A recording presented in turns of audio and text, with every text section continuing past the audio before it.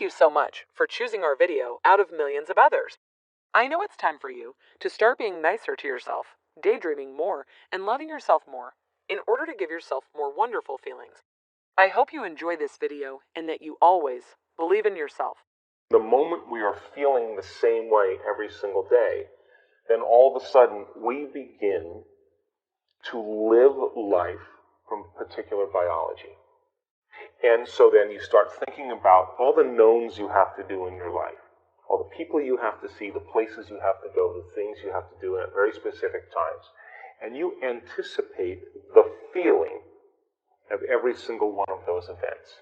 You start to think about how they're going to feel. Oh, I got to see that person. Oh, I got to do that thing. I got to go shopping. I got to do this. And the reason that you are having a thought that's producing an emotion means you can predict that future and you're going to know how it's going to feel. So if you can predict the future event and you know how it's going to feel, then it means nothing new can happen in your life because a new experience should have a new emotion. So people unconsciously begin to select knowns in their life and they begin to emotionally embrace it, and what they're doing is they're limiting the possibilities. So it limits the amount of room for the unknown or the uncommon to happen in their life because their body's programmed into a predictable future based on the emotions and memories of the past. So then, certain things in our life bring pleasure. As you start thinking about a cup of coffee or seeing your new puppy or coming home and seeing your wife or whatever it is, you select that thought in your mind. And if there's a reward that goes along with it, something that's going to feel good, the amazing effect is that your brain begins to produce the exact chemicals in anticipation of that event. So your body is beginning to anticipate or expect that future, and your body's preparing itself for that event. Now, there's nothing wrong with that because you're anticipating the reward. But the antithesis begins to become a problem. When you're thinking about going to work and sitting next to the coworker you judge and hate, when you're thinking about waking up in the morning and you got to look for your pain in your back, and there it is because you look for it. You have a deadline for something that's taking all of your time and energy.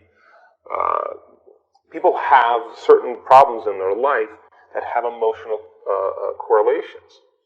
So then as they begin to look at those issues and things in their life based on the knowns, they begin to create the very emotions that keep them enslaved to the past experiences, and reality stays exactly the same. So if feelings and emotions are the end product of past experiences, and you can remember experiences better because you can remember how they feel, and those emotions are familiar, it tells us two things. Number one, nothing new is happening in your life. And number two, if you can't think greater than how you feel, or feelings have become the means of thinking, then you are literally thinking in the past. And your life is going to reflect that. So then getting people to begin to change that from the old self to the new self really requires a tremendous amount of awareness. And that's where my work comes into play. The majority of people in their waking day, in a normal day, spend about 70% of their time living in stress. And living in stress is living in survival. And the actual definition of stress is when your body's knocked out of homeostasis. Stress is when your body's knocked out of balance. The stress response is what your body innately does to return itself back to order. You have three types of stress. You have physical stress, like trauma, injuries, accidents, falls.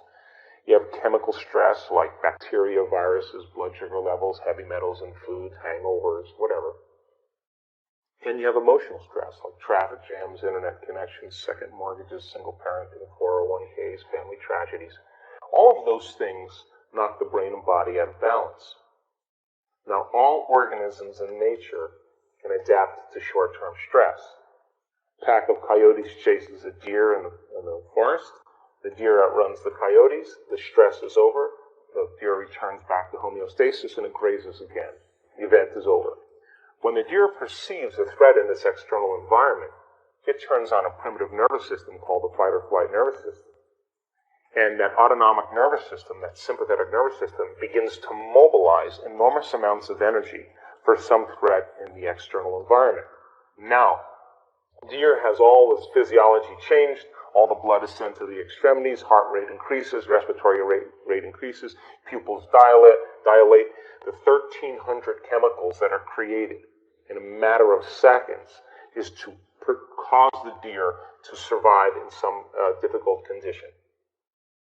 Now, human beings have the same mechanisms. And when we perceive a threat in our external environment, like a lion, we are going to run or fight or freeze.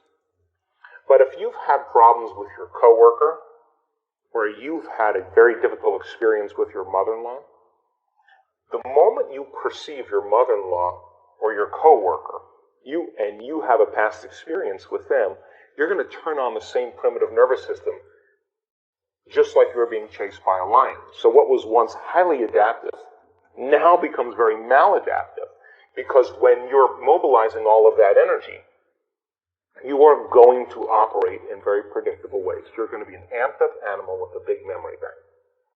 But human beings, the privilege of being a human being is that we can make thought more real than anything else. That's the privilege.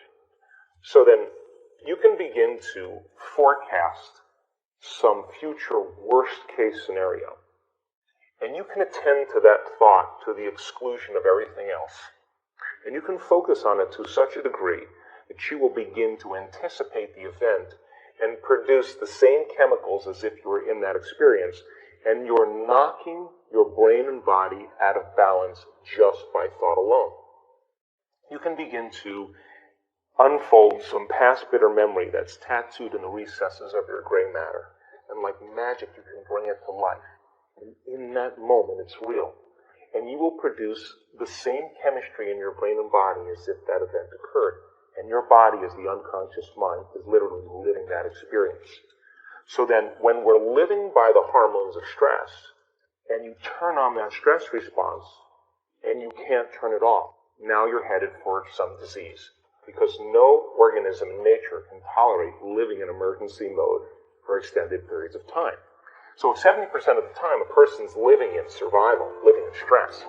In survival, what we do in order to survive is we are going to select the worst case scenario.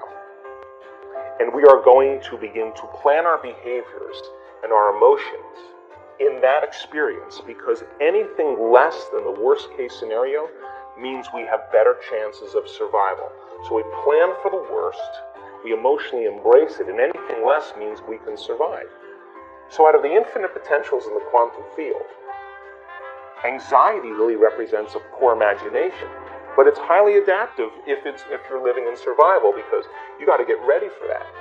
So 70% of the time, people are selecting the worst case event in their life and emotionally embracing it, and they're programming their autonomic nervous system into a very specific destiny.